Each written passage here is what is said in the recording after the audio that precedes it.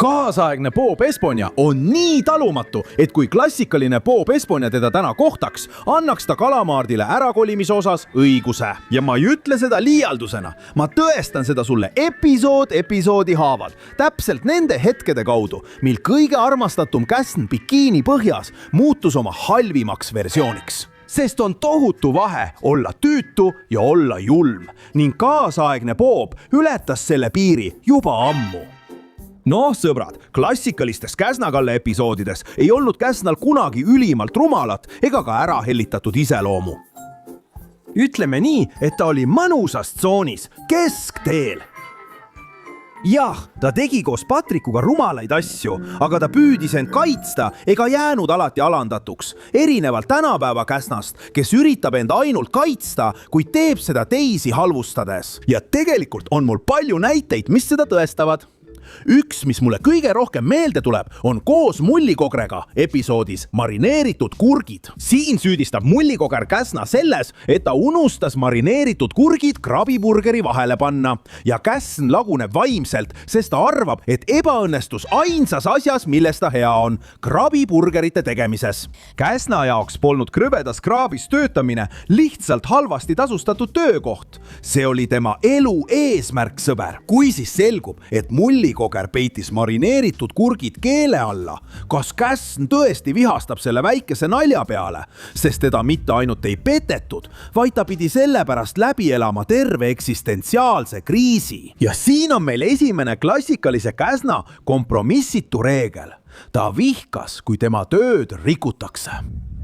Siis on veel, kas te saaksite mulle mündi anda? Siil, kus Calamardo kaotab oma töö ja Bob otsustab teda aidata, pakub talle peavarju, annab süüa, hoolitseb tema eest ja on kannatlik. Aga Calamardo muutub tasapisi häbituks logelejaks ja kasutab Bobi ära. Ja tõesti juhtub see, mis mul tol hetkel üldse pähe ei tulnud.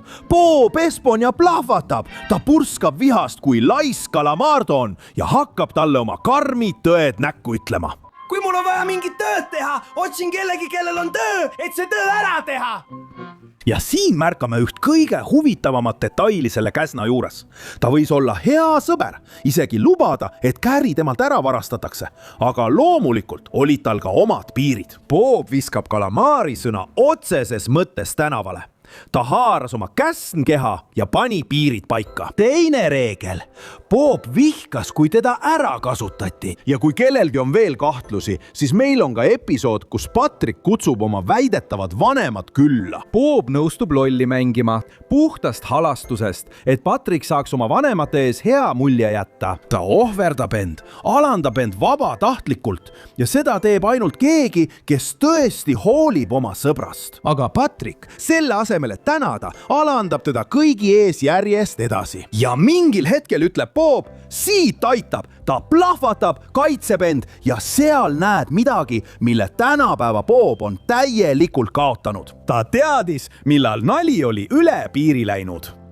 Ja siis on veel kuristik. Bob kukub lõputusse järjekorda, mida ümbritsevad kummalised inimesed, kes räägivad arusaamatut keelt kohas, mida ta ei tunne ja kus ta ei saa lahkuda. Ja see, mida episood teeb, on väga nutikas. See näitab sulle, kuidas Bob kannatab, kuni ta enam ei suuda ja kokku variseb. Ja see töötab, sest sellel on päris ülesehitus. On selge piir, nali mõjub, sest sa oled selle reaktsiooni välja teeninud. Kaasaegne Bob ei viitsi isegi seda üles ehitada. Ta läheb otse kaosesse, ilma et keegi seda õigustaks. Ja siin on meil kolmas reegel. Bob võis olla kannatlik, aga tal ei olnud lõputut kannatust. See oligi Käsna-Kalle. Kummaline, intensiivne, mõnikord närve sööv, aga hingega, väärikusega, tõeliste piiridega. Siis on kohustuslik küsimus, mis temaga juhtus? Kuidas me jõudsime sellest Käsnast selleni, mis meil täna on? Sest tegelasega ei tehtud ainult seda, et ta tehti rumalamaks. See oli midagi palju hullemat. Ja ma näitan sulle seda episoodi kaupa. mitmes tänapäevases episoodis ei tundu Bob enam meeldiva tegelasena, vaid hakkab tunduma nagu kõige hullem friik, kelle otsa sa üldse sattuda võid. Ma pole näinud midagi, absoluutselt mitte midagi meelde jäävat. Meil on ainult see kollane tüüp, kes tungib kellegi ellu, tekitab probleeme, eirab kõiki hoiatusmärke ja selle asemel, et nalja või huumorit pakkuda, tekitab ta pigem piinlikkust vend. Isegi Käsna-Kalle orava naljad on naljakamad kui see. Esimene kurikuulus juhtum on krabiburgerisse armumine. Ja jah, Käsna-Kalle on alati veider olnud. See kollane käsn võib rääkida hamburgeriga ja keegi ei imesta. Probleem pole selles, et ta armub krabiburgerisse. Probleem on selles, et tema kummaline fetiš hakkab mõjutama tema tööd, hügieeni, sõpru ja kliente. Sest see pole lihtsalt Bobi veidrus. See on vastuolus ühe tema põhitõega. Bob võis eksida, aga tal oli valus eksida. Kaasaegne Bob ei pane oma halvimate episoodide ajal isegi katastroofi tähele. Ta naerab edasi, karjub edasi ja kõik teised peavad tagajärgedega tegelema. Ja siin tuleb mängu kalamaari. Sest olgem ausad, aastaid kasutas sari kalamaari boksikotina. Aga on suur vahe sellel, kas kalmaari tabab karma, sest ta oli ülbe või kalamaari tahtis lihtsalt hingata ja universum karistab teda lihtsalt eksisteerimise eest. Klassikalises Bobis kannatas kalamaari sageli sellepärast, et ta oli ebaviisakas, edev või isekas. Naljal oli struktuur. Kalamaari pidas end paremaks, tegi halva otsuse ja lõppes alandatuna. See oli vahel julm, jah, aga selles oli loogika. Kaasaegses Bobis ei teinud kalamaari sageli midagi. Ta tahtis lihtsalt oma koledat klarnetit mängida, magada, töötada ilma karjumiseta või saada 5 minutit rahu. Ja Bob ilmub välja, just kui tal oleks kohtumäärus, et kogu tema päev ära rikkuda. Episoodis Aterritsa como puedas tahab kalamaari lihtsalt puhkusele minna. Midagi täiesti normaalset. Ta ei põgene kellegi eest, ta pole midagi halba teinud. Ta tahab lihtsalt rahulikult puhata. Aga Bob ei lase tal seda teha. Ta jälitab teda lennujaama, lennukisse, igasse võimaliku nurka. Ja mitte sellepärast, et kalamaari oleks tema vaenlane, vaid sellepärast, et tänapäevase Bobi jaoks pole teiste inimeste privaatsust lihtsalt olemas. Ja kõige häirivam on see, et episood esitab seda kui midagi armsat, nagu oleks kellegi jälitamine sõpruse märk. Aga episood, mis paneb mind tänapäevast Bobi täielikult vihkama, on paadisõbrad. Kalmar on nii meeleheitel, et tahab Käsna-Kalle endast eemale saada ja üritab ta välja lülitada, et ta rahule jätaks. Ja isegi see ei tööta, sest Kalle tuleb alati tagasi nagu prussakas. Hiljem kaotab Kalmar oma juhiloa ja satub koos Kallega autokooli. Ja seal muutub episood täielikuks põrguks. Kalle käib talle nii palju peale, et lõpuks jääb Kalmar kipsi. Siin tekib juba tahtmine öelda, et Käsna-Kalle võiks pensionile minna.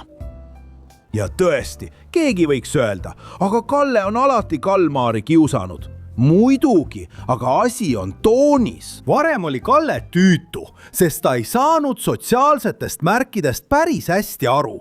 Nüüd teab osa, et Kalmar kannatab ja järgneb talle ikkagi. Ja siis on veel osa Manta Mantarraja tuleb tagasi, kus Kalle ei ole enam lihtsalt tüütu, vaid muutub juba lausa julmaks. Ja tõesti, Käsna-Kalle võib olla dramaatiline ja lapsik, mida iganes, aga tema eesmärk oli alati proovida näha head, isegi kõige hullemates inimestes. Nii et näha, kuidas Manta Mantarraja tahab lihtsalt puhata, ilma kuritegusid sooritamata ja Kalle teeb talle elu võimatuks, tundub Käsna-Kalle puhul üsna kummaline. Ja ka klassikaline Käsna-Kalle polnud täiuslik. Ta oli samuti pealetükkiv, intensiivne ja väsitav. Aga varem tundus, et selle kaose all oli hea inimene. Käsn, kes võis tõesti olla sinu sõber. Ja ta suutis isegi koos Kraabikrantsi suurima vaenlasega laulu kirjutada. Tänapäeva Käsna-Kalle tundub aga mõnikord lihtsalt naljavaba kollase pildina, sest Käsna-Kallest ei saanud paljude lapsepõlve parimat osa lihtsalt sellepärast, et ta oli tüütu. Hei, ta oli päris naljakas. Tal oli isikupära ja tema naljad, kuigi absurdsed, panid sind tõesti naerma. Sellepärast vihkaks klassikaline Käsna-Kalle tänapäevast Käsna-Kallet. Mitte sellepärast, et ta on uus, vaid ta vihkaks vihkaks teda, sest tänapäevane Käsna-Kalle muutus oma halvimal ajal just selliseks, mida ta ise ei talunud. Keegi, kes ei kuula, kellel pole piire ja kes näib olevat Patrikult koha ära võtnud. Sest Käsna-Kalle ei lakanud olemast see meeldiv käst ühe päevaga. Vähehaaval hakkas sari ajama segi süütus sellega, et teda tehti järjest rumalamaks, energia pealetükkivusega ja armsus sellega, et temast tehti 100% ärritav ja talumatu. Klassikaline Käsna-Kalle oli kirglik käsn,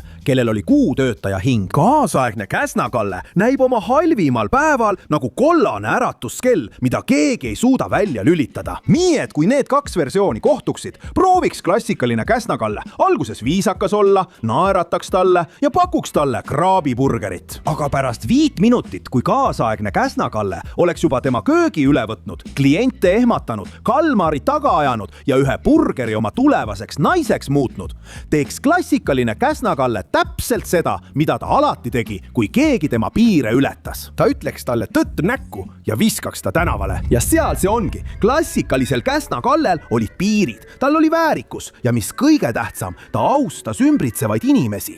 Kaasaegne on selle kõik kaotanud. Ta muutus täpselt selleks, kelleks klassikaline Käsna-Kalle kunagi poleks tahtnud saada. Nii et jah, sõbrad, klassikaline Käsna-Kalle ei peaks tänapäevasele isegi 2 sekundit vastu pärast kõike seda, mida täna nägime. Kirjuta kommentaaridesse, kumb Käsna-Kalle sulle rohkem meeldib, kas klassikaline või tänapäevane. Ja kui tead mõnda osa, kus tänapäevane Käsna-Kalle oli veel hullem kui need, mida mainisin, siis kirjuta see allpool, sest tahan seda näha. Näeme järgmises videos.